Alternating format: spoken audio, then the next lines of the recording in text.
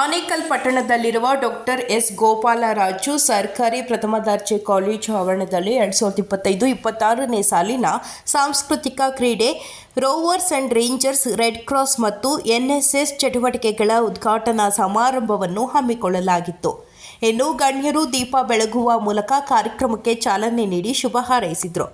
ಇನ್ನು ಕಾರ್ಯಕ್ರಮದಲ್ಲಿ ಡಿವೈಎಸ್ಪಿ ಎಲ್ವೈ ರಾಜೇಶ್ ರವರು, ಪುರಸಭೆ ಸದಸ್ಯರಾದ Padmanabha, Shrimati KT Pavitra Raghu, doctor S Gopalaraju, ಸರ್ಕಾರಿ ಪ್ರಥಮ ದರ್ಜೆ ಕಾಲೇಜಿನ ಪ್ರಾಂಶುಪಾಲರಾದ ಡಾಕ್ಟರ್ ರಾಮಕೃಷ್ಣ, ಐಕ್ಯೂಎಸಿಯ ಸಂಚಾಲಕರಾದ ಮಂಜುನಾಥ್, ಎನ್ಎಸ್ಎಸ್ನ ಸಂಚಾಲಕರಾದ ಡಾಕ್ಟರ್ ರಾಮಕೃಷ್ಣಪ್ಪ, ಸಾಂಸ್ಕೃತಿಕ ಸಮಿತಿಯ ಸಂಚಾಲಕರಾದ ನೇತ್ರಾವತಿ, ರೋವರ್ಸ್ ಅಂಡ್ ರೇಂಜರ್ಸ್ನ ಸಂಚಾಲಕರಾದ ಎಂ ಕೋಕಿಲ ಮತ್ತು ಡಾಕ್ಟರ್ ಶೇಖರ್, ರೆಡ್ ಕ್ರಾಸ್ನ ಸಂಚಾಲಕರಾದ ಡಿ ಮಂಜುಶ್ರೀ ಮತ್ತು ಹೋರಾಟಗಾರರು, ಸ್ಥಳೀಯ ಮುಖಂಡರು, ಅಧ್ಯಾಪಕ ವರ್ಗದವರು, ವಿದ್ಯಾರ್ಥಿಗಳು ಭಾಗವಹಿಸಿದರು.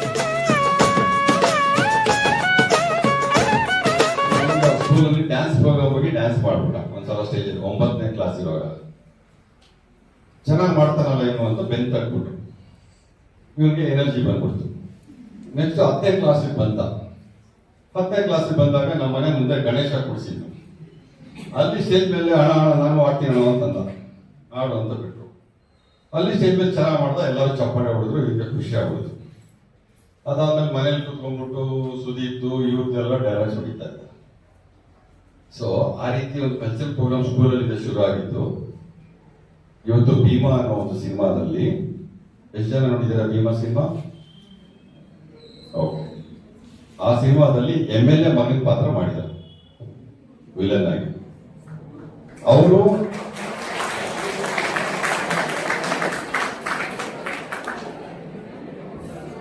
ಅದರಲ್ಲಿ ಒಂದು ಡೈಲಾಗ್ ಬರುತ್ತೆ, ನೀವೇನಾದ್ರು ಮೈಸೂರದು ಅಂತ ನೆನ್ನೆಲ್ಲ ಉತ್ಸವ ಸಂಭ್ರಮ ಅದ್ರಲ್ಲಿ ನೋಡಿದ್ರೆ ಗೊತ್ತಾಗುತ್ತೆ. 2 ದಿವಸದ ಹಿಂದೆ ಮೈಸೂರು ಕಾರ್ಯಕ್ರಮದಲ್ಲಿ ಅವ್ರನ್ನ ಅತಿಥಿಯಾಗಿ ಕರೆದಿದ್ದಾರೆ. ಯುವ ಸಂಭ್ರಮ ಎಲ್ಲ ಕಾಲೇಜ್ ಸ್ಟೂಡೆಂಟ್ಸ್ ಮಾಡ್ತಕ್ಕಂಥದ್ದು, ಸುಮಾರು 40,000 ಜನ ಇದ್ದಾರೆ. ಆ ಯುವ ಸಂಭ್ರಮ ಕಾರ್ಯಕ್ರಮದಲ್ಲಿ ಅವರು ಒಂದು ಡ್ಯಾನ್ಸ್ ಪರ್ಫಾರ್ಮೆನ್ಸ್ ಕೊಟ್ಟಿದ್ದಾರೆ ವೇದಿಕೆ ಮೇಲೆ. ಮತ್ತೆ ಅವ್ರಿಗೆ ಹಿಂಗೆ ಒಂದು ಡೈಲಾಗ್ ಹೇಳಿ ಅಂತ ಹೇಳಿದ್ದಾರೆ, ಏನ್ರಿ ಡ್ರ್ಯಾಗನ್. ನಾನು ಟ್ರೈ ಮಾಡ್ತೇನೆ ಅವನಲ್ಲಿ. ಈಗ ಅವರು ಟಾಸ್ಕ್ ಅಂತ ಒಂದು ಸಿನಿಮಾದಲ್ಲಿ ನಾಯಕ ನಟ ಹೀರೋ ಆಗಿ ಮಾಡ್ತಾ ಇದ್ದಾರೆ. ನಿಮ್ಮ ಪ್ರಿನ್ಸಿಪಾಲ್ ಅವ್ರಿಗೆ ಕೇಳ್ಬಿಟ್ಟು ಅವ್ರು ಯಾರು 100 ಜನ ಸೆಲೆಕ್ಟ್ ಮಾಡಿದ್ರೆ ಅವ್ರಿಗೆ 100 ಟಿಕೆಟ್ ಫ್ರೀ ಆಗಿ ನಿಮ್ಮ ಕಾಲೇಜ್ ಮಕ್ಕಳಿಗೆ ಕೊಡ್ತೀವಿ. ಆ ಸಿನಿಮಾ ರಿಲೀಸ್ ಆದ್ಮೇಲೆ ಆನೇಕಲ್ಲಲ್ಲಿ, ಆಯ್ತಲ್ಲ? ಓಕೆ.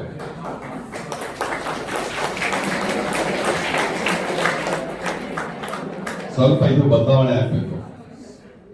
ನಾನು ಅಷ್ಟು ವರ್ಷ ಪೊಲೀಸಲ್ಲಿ ಇಷ್ಟೆಲ್ಲ ಕೆಲಸ ಮಾಡಿದ್ದೀನಿ ಅಂತ ಅವ್ರು ಇಂಟ್ರೊಡ್ಯೂಸ್ ಮಾಡಿದಾಗ ಕಡಿಮೆ ಚಪ್ಪಾಳೆ ಹೊಡೆದ್ಬಿಟ್ಟು, ಒಂದ್ ಸಿನಿಮಾದಲ್ಲಿ ಬರೀ ವಿಲನ್ ರೋಲ್ ಮಾಡಿದ್ದಾನೆ ಅಂದ್ರೆ ಜೋರಾಗಿ ಚಪ್ಪಾಳೆ ಹೊಡೆದ್ಬಿಟ್ರೆ ಈಗ ಸಾಧನೆ ಯಾರು ಅಂತ ನನಗೆ ಡೌಟ್ ಆಗ್ಬೇಕು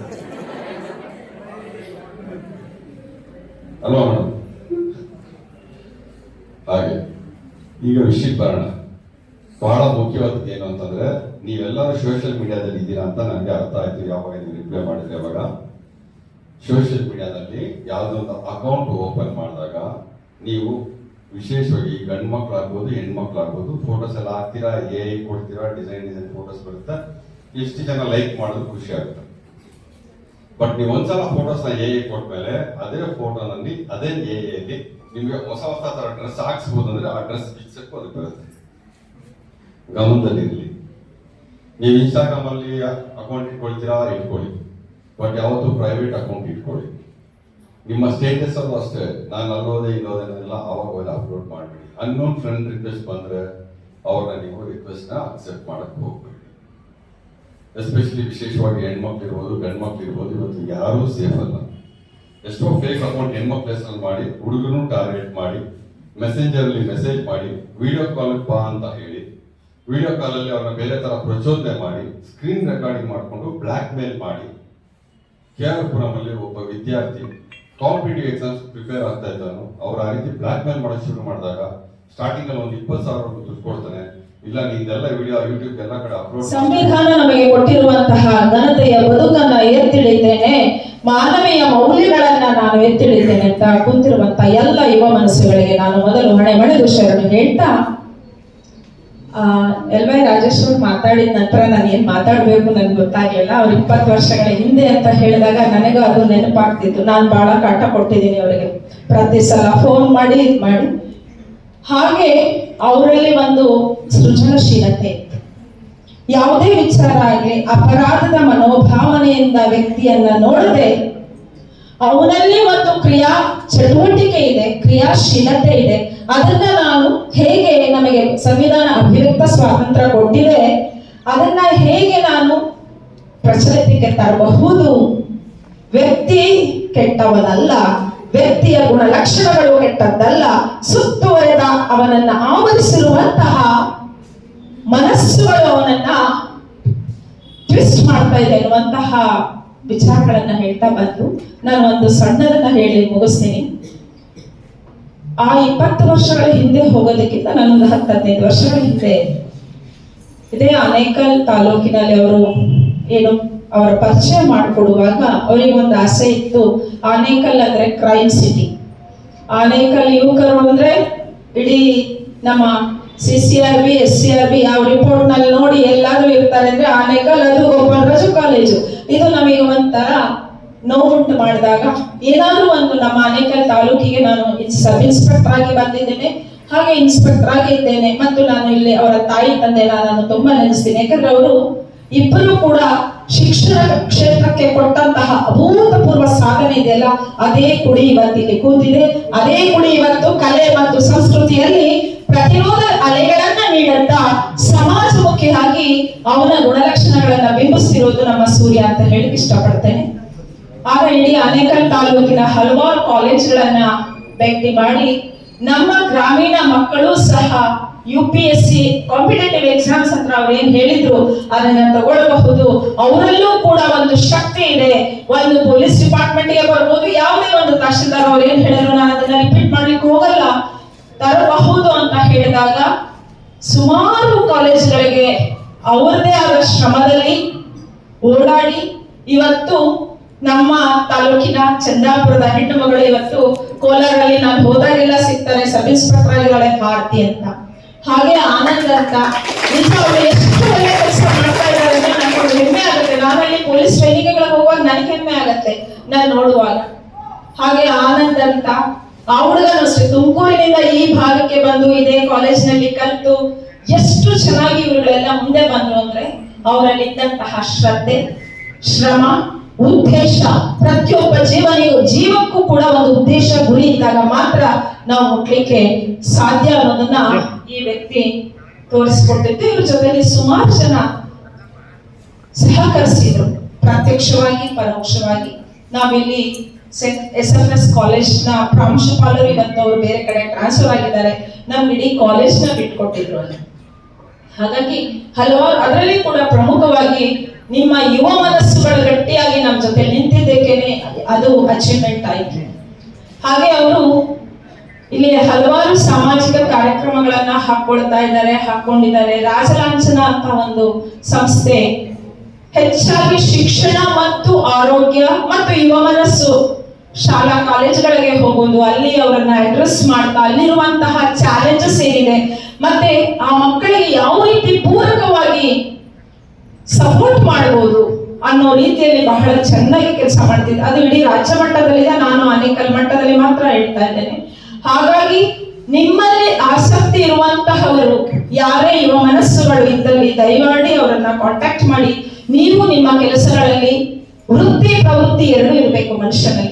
ನಾವು ರಿಟೈರ್ಮೆಂಟ್ ಆದ್ಮೇಲೆ ನಾನು ವೇಸ್ಟ್ ಆಗೋಕ್ಕಿಂತ ಈಗಿಂದನೇ ವೃತ್ತಿ ಜೊತೆಲಿ ಒಂದಷ್ಟು ಪ್ರವೃತ್ತಿಗಳನ್ನ ನಡೆಸ್ಕೊಳ್ತಾ ಬರ್ತಾ ಇದೆ. ಆ ಟೈಮಲ್ಲಿ ಕೂಡ ನಾವು ಒಂದಷ್ಟು ಕೆಲಸಗಳನ್ನ ನಾವು ಮಾಡಬಹುದು. ಹೌದು, ಇವತ್ತು NSS ಕ್ಯಾಂಪ್ ನಮ್ಮನ್ನ ಮಾಡ್ತಾ ಇದೆ.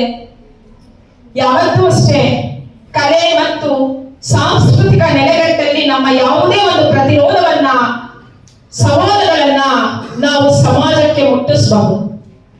ಗ್ರಾಮಗಳಲ್ಲಿ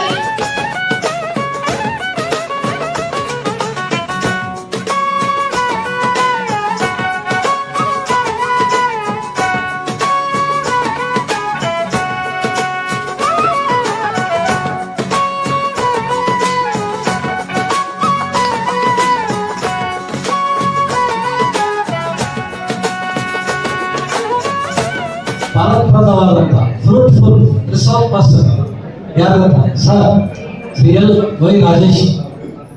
ನೋಡಿ ಅವ್ರು ಎಂಥ ಡಿಸಿಪ್ಲಿನ್. ನಿಜವಾಗ್ಲೂ ನಾನೇ ಅವರಿಂದ ಒಂದು ಚಿಕ್ಕದಾದಂಥ ಒಂದು ಶಿಸ್ತನ್ನು ಕಲಿತೆ. ಗೊತ್ತಾಯ್ತಲ್ವಾ? ಒಂದು ಕಾರ್ಯಕ್ರಮ ಆಗಲಿ ಶಿಸ್ತು ಬೇಕು. ನಾನು ಪದೇ ಹೇಳ್ತಿರ್ತೀನಿ, ಸ್ವಯಂ ಶಿಸ್ತು ಇಲ್ಲ ಅಂದ್ರೆ, ಸೆಲ್ಫ್ ಡಿಸಿಪ್ಲಿನ್ ಇಲ್ಲ ಅಂತಂದ್ರೆ ಜೀವನದಲ್ಲಿ ಯಾರು ಉದ್ಧಾರ ಆಗೋದಕ್ಕಾಗೋದಿಲ್ಲ. ನಾನು ಏನು ಹೇಳು ಉಪದೇಶ ಮಾಡಿದಿನ ಅದೇ ಸೇಮ್. ನೋಡಿ, ತಂದೆ ತಾಯಿ ಗೌರವ ಕೊಡಿ, honour your parents, respect your elders, teachers, ಮತ್ತೆ ಒಳ್ಳೆ ಫ್ರೆಂಡ್ಸ್ ಆಯ್ಕೆ ಮಾಡ್ಕೊಳ್ಳಿ. ನಾನು ಹೇಳಿದ್ದಲ್ಲ, ರಾಜೇಶ್ ಸರ್ ಹೇಳ್ತಾ ಇರೋದು. ಗೊತ್ತಾಯ್ತಲ್ವಾ? ಈಗ ಈ ಸೋಷಿಯಲ್ ಮೀಡಿಯಾದಲ್ಲಿ ಬರುವಂತಹ ಸಾಮಾಜಿಕ ಮಾಧ್ಯಮದಲ್ಲಿ ಬರುವಂತಹ ಯೂಟ್ಯೂಬ್ ಇರ್ಬೋದು, ಇನ್ಸ್ಟಾಗ್ರಾಮ್ ಇರ್ಬೋದು, ಇಂಟರ್ನೆಟ್ ಇರ್ಬೋದು, ನಾನು ಕೂಡ ಪದೇ ಈ ಸಿಲೆಬಸ್ ಜೊತೆಗೆ ಅವಾಗ ಹೇಳ್ತಿರ್ತೀನಿ ನಮ್ಮ ವಿದ್ಯಾರ್ಥಿ ಮಿತ್ರರಿಗೆ ಸರಿಯಾದಂತಹ ಸ್ನೇಹಿತರ ಆಯ್ಕೆ ಮಾಡ್ಕೊಳ್ಳಿ. ಯಾಕಂತಂದ್ರೆ ಯೌವನಾವಸ್ಥೆ ಅನ್ನೋದು ನಿಮ್ಮನ್ನ ಉದ್ಧಾರ ಮಾಡ್ಬೋದು, ಅಡದಾನ ನಡೆಸ್ಬೋದು. ಸೊ ಅಂತ ಒಂದು ಹಿತವಚನ ನಮ್ಗೆ ಬೇಕಾಗಿತ್ತು, ನಮ್ಮ ವಿದ್ಯಾರ್ಥಿ ಸಮುದಾಯಕ್ಕೆ ಬೇಕು. ಯುವಕರಿಗೆ ನಿಮ್ಗೆ ಗೊತ್ತಾಗಲ್ಲ, ನೀವು ಈಗ 3 ವರ್ಷ 6 ಸೆಮಿಸ್ಟರ್ ನಮ್ಮ ಕಾಲೇಜಲ್ಲಿ ಏನು ಕಲಿತಿರಲ್ವಾ, ಅದು ನಿಮ್ಮ ಕ್ಯಾರೆಕ್ಟರ್ ಅನ್ನ ರೂಪಿಸುತ್ತೆ. ತಿಳ್ಕೊಳ್ಳಿ, ನಾವು TC ಕೊಡುವಾಗ ನಿಮ್ ಕ್ಯಾರೆಕ್ಟರ್ ಸರಿ ಇಲ್ಲ ಅಂತ ಒಂದು ಪದ ಬಳಸಿದ್ರೆ ಇಲ್ಲೂ ಏನೂ ಆಗೋದಿಲ್ಲ, ತುಂಬಾನೇ ಕಷ್ಟ ಆಗುತ್ತೆ. ವಿದ್ಯೆಗೆ ಬೆಲೆ ಇದೆ, ಗೊತ್ತಾಯ್ತಲ್ವಾ?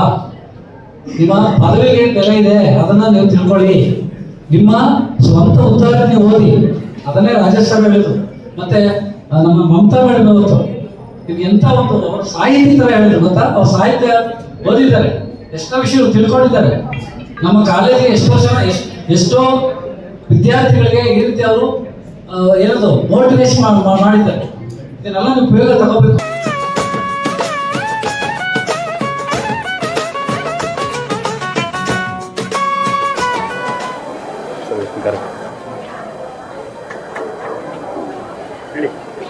ನಮಸ್ಕಾರ. ಇವತ್ತು ಭಾಳ ವರ್ಷಗಳ ನಂತರ ಮತ್ತೊಮ್ಮೆ ಗೋಪಾಲರಾಜು ಸರ್ಕಾರಿ ಕಾಲೇಜ್ ಇಲ್ಲಿ ಕಾರ್ಯಕ್ರಮಕ್ಕೆ ಉದ್ದೇಶಿಸಿ ಉದ್ಘಾಟನೆಗೆ ಬಂದಿದ್ವಿ. ಸೊ ಈ ಕಾರ್ಯಕ್ರಮದಲ್ಲಿ ಭಾಗಿಯಾಗಿ ತುಂಬ ಖುಷಿ ಕೊಟ್ಟಿದೆ. ಯಾಕಂದರೆ ಕಾಲೇಜಿನ ವಿದ್ಯಾರ್ಥಿಗಳಿಗೋಸ್ಕರ ಪಠ್ಯೇತರ ಚಟುವಟಿಕೆಗಳು, ಸಾಂಸ್ಕೃತಿಕ ಕಾರ್ಯಕ್ರಮಗಳು, ರೇಂಜರ್ಸ್ ಮತ್ತು ರೋವರ್ಸ್ ಜೊತೆಗೆ NSS ಈ ಶಿಬಿರಗಳ ಉದ್ಘಾಟನೆ ಕಾರ್ಯಕ್ರಮ ಹಮ್ಮಿಕೊಂಡಿದ್ದು, ಕಾಲೇಜು ವಿದ್ಯಾರ್ಥಿಗಳಲ್ಲಿ ಒಂದು ಜೀವನದಲ್ಲಿ ಒಂದು ರೂಪಿಸೋದಲ್ಲಿ ಒಂದು ಬದಲಾವಣೆ ತರಬೇಕು ಅಂದರೆ ಇದೆಲ್ಲ ತುಂಬ ಅಗತ್ಯ ಇದೆ. ಸೊ ಈ ಕಾರ್ಯಕ್ರಮಗಳ ಮುಖಾಂತರ ಸರ್ವತೋಮುಖ ಅಭಿವೃದ್ಧಿ ವಿದ್ಯಾರ್ಥಿಗಳಲ್ಲಿ ಆಗಬೇಕು ಅನ್ನುವಂಥದ್ದು ನನ್ನ ಆಶಯ. ಸೊ ಇಲ್ಲಿ ಬಂದು ನೋಡಿದಾಗ, ಕಾಲೇಜು ವಿದ್ಯಾರ್ಥಿಗಳನ್ನ ಭೇಟಿ ಮಾಡಿದಾಗ, ಇಂಟ್ರ್ಯಾಕ್ಟ್ ಮಾಡಿದಾಗ ಬಹಳನೇ ಖುಷಿ ಕೊಡ್ತು. ಸಾಕಷ್ಟು ಜನ ವಿದ್ಯಾರ್ಥಿಗಳು ತುಂಬ ಪ್ರತಿಭೆ ಉಳ್ಳವರಿದ್ದಾರೆ ಅನ್ನೋದು ಇಲ್ಲಿ ನನಗೆ ಮನದಟ್ಟಾಯಿತು. ಕಾಲೇಜಿನ ಆಡಳಿತ ಸಂಸ್ಥೆ ಮತ್ತು ಕಾಲೇಜಿನ ಪ್ರಾಂಶುಪಾಲರು ಮತ್ತು ಇರ್ತಕ್ಕಂಥ ಪ್ರೊಫೆಸರ್ಸು ತುಂಬ ಆಸಕ್ತಿ ತೊಗೊಂಡಿದ್ದು. ಮಕ್ಕಳೇ ಸ್ವತಃ ಅವರೇ ಕೆಲವನ್ನ ಸ್ವಂತವಾಗಿ ಒಂದು ಸಣ್ಣ ಬ್ಯಾಗ್ ಇರ್ಬೋದು, ಒಂದು ಪಾಟ್ ಇರ್ಬೋದು, ಒಂದು ಫ್ಲವರ್ ಇರ್ಬೋದು, ಇದನ್ನೆಲ್ಲ ಅವರೇ ಮಾಡಿದ್ದಾರೆ ಕ್ರಿಯೇಟಿವ್ ಆಗಿ. ಸೊ ಕ್ರಿಯೇಟಿವ್ ಆಗಿ ಮಾಡೋಂಥ ಒಂದು ಚೈತನ್ಯ ಮತ್ತು ಶಕ್ತಿ ಆನೇಕಲ್ ಮಕ್ಕಳಲ್ಲಿ ಇದೆ ಅನ್ನೋದು ಮನವರಿಕೆ ಆಯಿತು. ಭಾಗಿಯಾಗಿ ಖುಷಿ. ನಮ್ಮ ಡಾಕ್ಟರ್ ಎಸ್ ಗೋಪಾಲರಾಜು ಸರ್ಕಾರಿ ಪ್ರಥಮ ದರ್ಜೆ ಕಾಲೇಜಲ್ಲಿ ನಾವತ್ತು 2025-26ನೇ ಸಾಲಿನ ಈ ಪಠ್ಯೇತರ ಚಟುವಟಿಕೆಗಳ ಅಂದರೆ ಸಾಂಸ್ಕೃತಿಕ, ಕ್ರೀಡಾ, NSS, ರೇಂಜರ್ಸ್, ರೋವರ್ಸ್ ಈ ಒಂದು ಪಠ್ಯೇತರ ಚಟುವಟಿಕೆಗಳ ಒಂದು ಉದ್ಘಾಟನಾ ಸಮಾರಂಭವನ್ನು ಇವತ್ತು ನಾವು ಮಾಡ್ಕೊಂಡಿದ್ವಿ. ಸೊ ಇವತ್ತು ನಮ್ಮ ಎಲ್ಲ ವಿದ್ಯಾರ್ಥಿಗಳು ಇದರ ಪ್ರಯೋಜನ ಪಡ್ಕೊಂಡಿದ್ದಾರೆ. ಇದಕ್ಕೆ ಮುಖ್ಯ ಅತಿಥಿಗಳಾಗಿ ರಾಜೇಶ್ ಸರ್ ಅವರು DYSP ಲೋಕಾಯುಕ್ತ SIT ವಿಭಾಗದಿಂದ ಬಂದಿದ್ದರು. ಮತ್ತು ಇನ್ನೂ ಗಣ್ಯಮಾನ್ಯರು ಬಂದು ಈ ಕಾರ್ಯಕ್ರಮವನ್ನು ಯಶಸ್ವಿ ಮಾಡಿಕೊಟ್ಟಿದ್ದಾರೆ. ಮತ್ತು ಪ್ರಥಮ, ದ್ವಿತೀಯ ಮತ್ತು ದ್ವಿತೀಯ ದರ್ಜೆಯ ಎಲ್ಲ BA, BCom, BBA, BCA ವಿದ್ಯಾರ್ಥಿಗಳು ಇವತ್ತಿನ ಕಾರ್ಯಕ್ರಮದಲ್ಲಿ ಭಾಗವಹಿಸಿ ಇವತ್ತು ಕಾರ್ಯಕ್ರಮವನ್ನು ಯಶಸ್ವಿ ಮಾಡಿಕೊಟ್ಟಿದ್ದಾರೆ. ಈ ಒಂದು ಸಂದರ್ಭದಲ್ಲಿ ಎಲ್ಲರಿಗೂ ನಾನು ಅಭಿನಂದನೆಗಳು, ಧನ್ಯವಾದಗಳನ್ನು ಹೇಳೋದಕ್ಕೆ ಇಷ್ಟಪಡ್ತೇನೆ. Thank you. ಎಲ್ಲರಿಗೂ ನಮ್ಮ ಗೋಪಾಲರಾಜು ಕಾಲೇಜಲ್ಲಿ ಇವತ್ತು ಸಾಂಸ್ಕೃತಿಕ, ಕ್ರೀಡಾ, NSS ಇತರ ಚಟುವಟಿಕೆಗಳ ಉದ್ಘಾಟನಾ ಕಾರ್ಯಕ್ರಮ ನಡೆಸ್ಕೊಂಡಿದ್ದೀವಿ. ಇವತ್ತು ಸ್ಪೆಷಲ್ ಏನು ಅಂದರೆ ನಮ್ಮ ಕಾಲೇಜಲ್ಲಿ ಥಿಯೇಟರ್ ಕ್ಲಬ್ ಶುರು ಮಾಡಿದ್ದೀವಿ. ನಮ್ಮ ಮಕ್ಕಳಿಗೆ ನಾಟಕ ಅಂದರೆ ಏನು ಅಂತ ಗೊತ್ತಾಗಬೇಕು. ಹಾಗಾಗಿ ಪುನೀತ್ ಶೆಟ್ಟಿ ಅವ್ರನ್ನ ವರ್ಕ್ಶಾಪಿಗೆ ಕರೆಸಿದ್ದೀವಿ. ಅವರು ಹೇಳ್ಕೊಡ್ತಾರೆ, ನಾಟಕ ಹೇಳ್ಕೊಡ್ತಾರೆ, ಹಾಡು ಹೇಳ್ಕೊಡ್ತಾರೆ. ನಮ್ಮ ಮಕ್ಕಳಿಗೂ ಸರ್ವತೋಮುಖ ಡೆವಲಪ್ಮೆಂಟ್ ಆಗಬೇಕು ಅಂತ ಹೇಳಿ ನಾವು ಈ ಥರ ಎಲ್ಲ ಪ್ರೋಗ್ರಾಮ್ಸ್ ಮಾಡ್ತಾಯಿದ್ದೀವಿ. ನಮ್ಮಲ್ಲಿ ಎಕೋ ಕ್ಲಬ್ ಇದೆ. ಎಕೋ ಕ್ಲಬ್ಬಲ್ಲಿ ಪ್ರಶಾಂತ್ ಅಂತ ಬಂದಿದ್ದರು. ಪ್ರಶಾಂತ್ ಬದ್ರಿನಾಥ್ ಅವರು ಬಂದು ನಮ್ಮ ಮಕ್ಕಳಿಗೆ ಗೌರೇನಹಳ್ಳಿಗೆ ಕರ್ಕೊಂಡು ಹೋಗಿ ಅಲ್ಲಿ ಇರೋವಂಥ ಪಕ್ಷಿಗಳನ್ನೆಲ್ಲ ನಮಗೆ ಪರಿಚಯ ಮಾಡಿಸಿದ್ರು. ಆಮೇಲೆ ನಾನು ಅದೊಂದು ಹವ್ಯಾಸ ಅಷ್ಟೇ, ನಮ್ಮ ಕಾಲೇಜಲ್ಲಿ ಎಷ್ಟೊಂದು ಮರಗಳಿದೆ, ಆ ಮರಗಳು ಸೆನ್ಸಸ್ ಮಾಡಿದ್ದೀವಿ. 23 ಪ್ರಭೇದದ ಮರಗಳಿದೆ, ಆಮೇಲೆ 32 ಪ್ರಭೇದದ ಪಕ್ಷಿಗಳಿದೆ. ಅದನ್ನೆಲ್ಲ ಲೆಕ್ಕ ಹಾಕಿ ನಾವು ಅದನ್ನು ಜರ್ನಲ್ ಮಾಡ್ತಾಯಿದ್ವಿ. ಇದು ಇಕೋ ಕ್ಲಬ್ಬಲ್ಲಿ ನಡೆಯುತ್ತೆ. NSS ನಾವು ಹಳ್ಳಿಗಳಿಗೆ ಹೋಗ್ಬಿಟ್ಟು ಎಲ್ಲ ಕ್ಲೀನ್ ಮಾಡಿ ಸ್ವಚ್ಛತೆ ಬಗ್ಗೆ, ಪರಿಸರದ ಬಗ್ಗೆ ಎಲ್ಲ ಮಾತಾಡ್ತೀವಿ. ಅದನ್ನು ನಾವು ಮಾಡ್ತಾಯಿದ್ವಿ. ಈ ಥರ ಮಕ್ಕಳಲ್ಲಿ ಒಂದು ಸಮುದಾಯಕ್ಕೆ ಉಪಯೋಗ ಆಗೋ ಅಂಥದ್ದು ಮಾಡಬೇಕು ಅಂತ ಹೇಳಿ ನಾವೆಲ್ಲ ಹೇಳ್ಕೊಡ್ತಾ ಇದ್ದೀವಿ. ಸೊ ಅದೆಲ್ಲ ಆಗ್ತಿರೋದು ನಮ್ಮ ಗೋಪಾಲರಾಜು ಕಾಲೇಜಲ್ಲಿ. ನಮ್ಮ ಲೆಕ್ಚರರ್ಸ್ ಅಂತೂ ತುಂಬ ಟ್ಯಾಲೆಂಟೆಡ್ ಇದ್ದಾರೆ. ಸೊ ಪ್ರತಿಯೊಬ್ಬರು ಒಂದೊಂದರಲ್ಲಿ ತೊಡಗಿಸ್ಕೊಂಡು ಮಕ್ಕಳಿಗೆ ಹೋಲ್ ಏನದು ಸರ್ವತೋಮುಖ ಡೆವಲಪ್ಮೆಂಟ್ ಅದಕ್ಕೋಸ್ಕರ ಕಷ್ಟಪಡ್ತಾ ಇದ್ದೀವಿ. ಹೀಗೆ ಮುಂದೆನೂ ನಮ್ಮ ಕಾಲೇಜು ಡೆವಲಪ್ ಆಗುತ್ತೆ ಅನ್ನೋ ಹೋಪ್ಸ್ ನನಗಿದೆ. Thank you so much. 2025-26ನೇ ಸಾಲಿನ ಸಾಂಸ್ಕೃತಿಕ ಕಾರ್ಯಕ್ರಮ, ಕ್ರೀಡೆ, NSS, ರೋವರ್ಸ್ ಆ್ಯಂಡ್ ರೀಸನ್ಸು ಈ ಎಲ್ಲ ಕಾರ್ಯಕ್ರಮಗಳ ಒಂದು ಉದ್ಘಾಟನಾ ಕಾರ್ಯಕ್ರಮವನ್ನು ಆಯೋಜನೆ ಮಾಡಲಾಗಿತ್ತು. ಅಂದರೆ ಈ ಮೂಲಕ ವಿದ್ಯಾರ್ಥಿಗಳ ಒಂದು ಸರ್ವಾಂಗೀಣ ಬೆಳವಣಿಗೆ ಆಗಬೇಕು ಅಂತಕ್ಕಂಥದ್ದು ಈ ನಮ್ಮ ಶಿಕ್ಷಣ ವ್ಯವಸ್ಥೆ ಆಶಯ ಆಗಿರ್ತಕ್ಕಂಥದ್ದು. ಅಂದರೆ ಕೇವಲ ಬೌದ್ಧಿಕ ಚಟುವಟಿಕೆಗಳಷ್ಟೇ ಅಲ್ಲ, ಅದ್ರ ಜೊತೆಗೆ ಎಲ್ಲ ಆಯಾಮಗಳಲ್ಲೂ ಕೂಡ ವಿದ್ಯಾರ್ಥಿಗಳು ಬೆಳೆಯಬೇಕು, ವಿಕಾಸ ಆಗಬೇಕು. ಆ ಮೂಲಕ ದೇಶದ ಬೆಳವಣಿಗೆಗೆ ತಮ್ಮದೇ ಆದ ಕೊಡುಗೆಯನ್ನು ಕೊಡೋದಕ್ಕೆ ಸಾಧ್ಯ ಆಗುತ್ತೆ. ಬೇರೆ ಬೇರೆ ಕ್ಷೇತ್ರದಲ್ಲಿ ಆ ವಿದ್ಯಾರ್ಥಿಗಳು ಬೆಳೆಯೋದಕ್ಕೆ ಅವಕಾಶ ಆಗುತ್ತೆ. ಈ ಮೂಲಕ ದೈಹಿಕವಾಗಿ ಜೊತೆಗೆ ಮಾನಸಿಕವಾಗಿ ಇರ್ಬೋದು ಅಥವಾ ಕಲ್ಚರಲ್ಲಿ ಇರ್ಬೋದು. ಈಗ ಕಲ್ಚರಲ್ ಪ್ರೋಗ್ರಾಮ್ ಮಾಡೋದ್ರಿಂದ ವಿದ್ಯಾರ್ಥಿಗಳ ಒಂದು ಸೃಜನಶೀಲ ಪ್ರತಿಭೆ ಅಂತಕ್ಕಂಥದ್ದು ಹೊರಗಡೆ ಬರುತ್ತೆ. ಆ NSS ಮೂಲಕ ಶಿಸ್ತು ಬರುತ್ತೆ, ಸಂಯಮ ಬರುತ್ತೆ, ನಾಯಕತ್ವದ ಗುಣಗಳು ಬರ್ತವೆ, ಸ್ವಚ್ಛತಾ ಮನೋಭಾವ ಬೆಳೀತದೆ. ಅದ್ರ ಜೊತೆಗೆ ಕ್ರೀಡೆಗಳಲ್ಲಿ ಕೂಡ ನಮ್ಮ ಕಾಲೇಜಿನಲ್ಲಿ ಎಲ್ಲ ರೀತಿಯ ಅವಕಾಶಗಳನ್ನು ಕಲ್ಪಿಸಿಕೊಡಲಾಗಿದೆ. ಈ ಮೂಲಕ ಯೂನಿವರ್ಸಿಟಿ ಮಟ್ಟದಲ್ಲಿ, ರಾಜ್ಯ ಮಟ್ಟದಲ್ಲಿ, ಅಂತರ್ ಕಾಲೇಜು ಮಟ್ಟದಲ್ಲಿ ವಿವಿಧ ಸಾಧನೆಗಳನ್ನು ಕೂಡ ಮಾಡ್ತಾ ಇದ್ದಾರೆ. ಈ ಎಲ್ಲ ಸೌಲಭ್ಯಗಳು ಕೂಡ ನಮ್ಮ ಕಾಲೇಜಲ್ಲಿ ಇರೋದ್ರಿಂದ ವಿದ್ಯಾರ್ಥಿಗಳಲ್ಲಿ ಉತ್ತಮ ಮಟ್ಟದ ವಿಕಾಸಕ್ಕೆ, ಬೆಳವಣಿಗೆಗೆ ನಾಂದಿ ಆಗುತ್ತೆ. ಹಾಗಾಗಿ ಈ ಕಾರ್ಯಕ್ರಮದ ಇವತ್ತು ನಮ್ಮ ಕಾಲೇಜಿನಲ್ಲಿ ಆಯೋಜನೆ ಮಾಡಿದ್ದೀವಿ. ಹಾಗಾಗಿ ಅತ್ಯುತ್ತಮವಾಗಿ ಈ ಒಂದು ಕಾರ್ಯಕ್ರಮ ಇವತ್ತು ನಡೆದಿದೆ ಅಂತ ನಾವೆಲ್ಲರೂ ಕೂಡ ಭಾವಿಸ್ಕೊಂಡಿದ್ದೀವಿ. ಆ ವಿದ್ಯಾರ್ಥಿಗಳ ಸರ್ವಾಂಗೀಣ ಅಭಿವೃದ್ಧಿ ಆಗಲಿ ಅಂತ ಆಶಿಸಿ ನನ್ನ ಮಾತನ್ನು ಮುಗಿಸ್ತೀನಿ. ಧನ್ಯವಾದ.